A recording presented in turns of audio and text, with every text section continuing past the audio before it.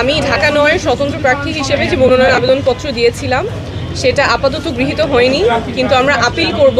Appeal করার প্রক্রিয়া আমরা ইতিমধ্যেই শুরু করেছি। কারণ হিসেবে যেটা নির্বাচন কমিশন বলেছে, আপনারা জানেন যে স্বতন্ত্র প্রার্থীর জন্য বিধি অনুযায়ী 1% ভোটারের স্বাক্ষর নিতে হয়। সেই 1% ভোটারের সংখ্যা যা হয় তার চেয়ে আমরা বেশি স্বাক্ষর সাবমিট করেছি, প্রায় 200-র মতো বেশি ছিল। সেখান থেকে ওনারা দৈবচয়নের মাধ্যমে 10 জনের ভেরিফিকেশন করতে গিয়েছেন, সত্যতা যাচাই করতে গিয়েছেন। সেখানে 8 জনের ওনারা তথ্য সঠিক পেয়েছেন। 2 জনের ক্ষেত্রে ওনারা মানুষটাকে খুঁজে পেয়েছেন, সত্যতা যাচাই করতে পেরেছেন, কিন্তু সেই 2 জন ঢাকা ৯-এর ভোটার ছিলেন না। ওনারা জানতেন না ওনারা ঢাকা ৯-এর ভোটার। একজনের বাসা খিলগা যেহেতু ঢাকা ৯ আর 11 দুইটাই পড়ে, উনি জানতেন যে উনি ঢাকা ৯-এর ভোটার এবং তার জানার কোনো উপায় ছিল না যে সে ঢাকা 9-এর ভোটার না। উনি গিয়ে ওয়েবসাইটে চেক করেছেন, ওনার ভোটার নাম্বারটা পান নাই। এনআইডি যেটা ছিল উনি জানতেন উনি ঢাকা ৯-এর ভোটার, সেভাবে তিনি স্বাক্ষর করেছেন।